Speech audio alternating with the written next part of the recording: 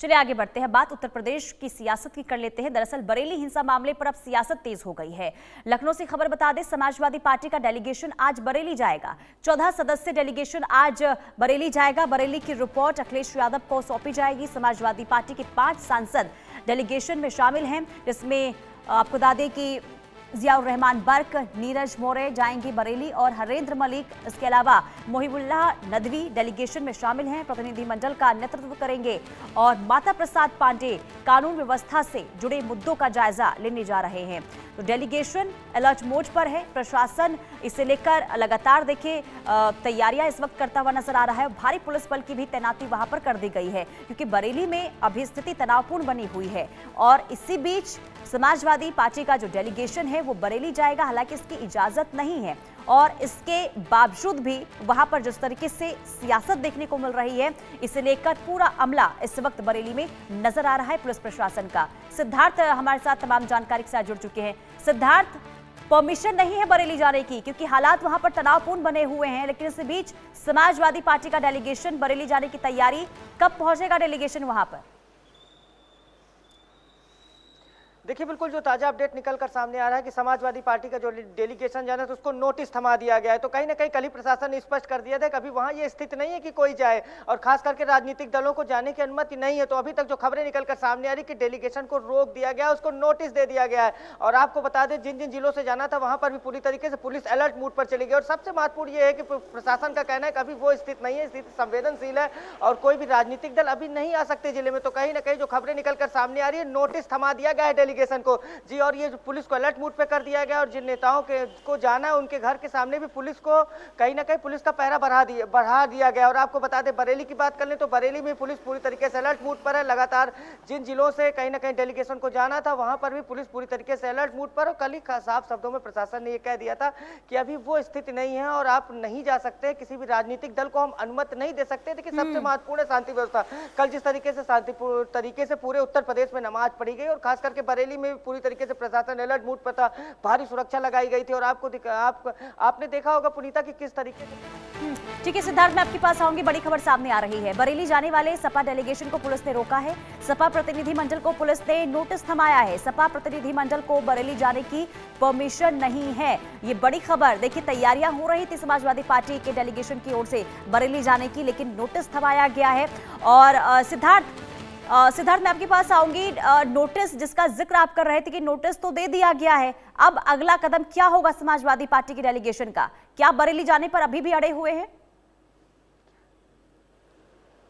देखिए, कल माता प्रसाद पांडे एक चीज कहते, लोकतंत्र में सबके पास हम जा सकते हैं और इस तरीके से रोकना नहीं चाहिए। कल ही उनको कहीं ना कहीं इस चीज की जानकारी थी। प्रशासन लगातार जो उनसे संपर्क में था और ये कह रहा था कि नहीं, अभी उस तरीके से जा नहीं सकते हैं आप, क्योंकि वो शांति सबसे महत्वपूर्ण है। और तो उनका कहना था नहीं, हम जाएंगे शांतिपूर्वक, कहीं ना कहीं मिलो, पीड़ित परिवारों से मिलेंगे। लेकिन जो हम अभी अपडेट जो निकल कर सामने आ रहा है, पूरी तरीके से रोक दिया गया है। सर, डेलीगेशन को नोटिस थमा दिया गया है।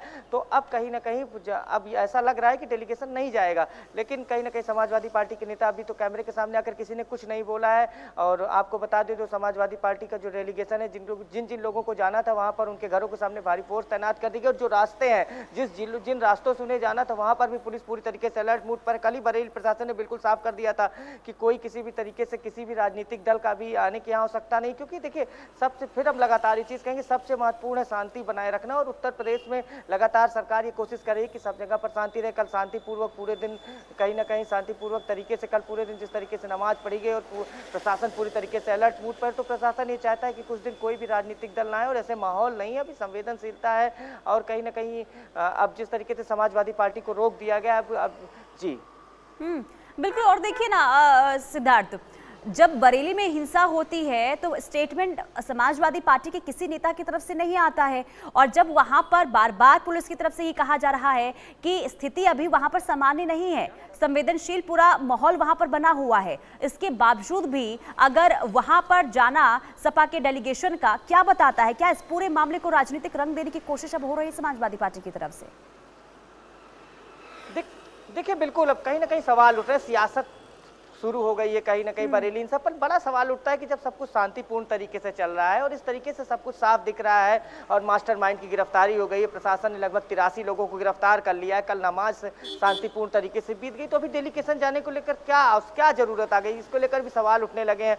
सब कुछ शांतिपूर्ण तरीके से चल रहा है और देखिए जो पत्र जारी किया गया उसमें क्या लिखा गया, उसमें लिखा गया पीड़ित परिवारों से जाकर मिलेंगे। अब बड़ा सवाल ये उठता है कौन है पीड़ित, कौन लोग हैं जो पीड़ित है। आपने कहीं ना कहीं पत्थरबाजी की, आप पीड़ित कैसे हो सकते हैं, इसको लेकर विपक्ष भी सवाल करने लगा है कि पीड़ित क्या होता है। पीड़ित शब्द का प्रयोग जो किया गया है पत्र में, कहा गया पीड़ित परिवार, जो शांतिपूर्ण तरीके से उन्होंने लिखा कि वो लोग जो जिन लोगों को पकड़ा गया है उनके परिवारजनों से जाकर मिलेंगे और कहना है कि पीड़ित परिवारों से जाकर हम मिलेंगे। अब सवाल ये पूछ रहे हैं विपक्ष की पीड़ित परिवार क्या होता है, क्या जो लोग पत्थरबाजी करते हैं वो पीड़ित है, पीड़ित की परिभाषा क्या है। तो कहीं ना कहीं समाजवादी पार्टी का जो पत्र है उसको लेकर विपक्ष भी अब सवाल उठाने लगा और ये सवाल किया जा रहा है कि जब सब कुछ शांतिपूर्ण तरीके से चल रहा है, प्रशासन ने सब कुछ अपना कहीं ना कहीं जिस तरीके से कंट्रोल किया है, भारी फोर्स लगाई गई, कल पूरे दिन शांति रही और लगातार एक हफ्ते से लगातार पुलिस ये कोशिश कर रही है कि भाईचारा बनाया जाए और लगातार पीस कमेटी की बैठक की जा रही है और सब कुछ शांतिपूर्ण तरीके से चल रहा है। बिल्कुल आपने सही कहा कि अभी डेलीगेशन जाने की क्या आवश्यकता आ गई और जब कहीं ना कहीं उपद्रव कर रहे थे तब किसी नेता ने आकर ये अपील नहीं की, समाजवादी पार्टी के किसी नेता ने, ये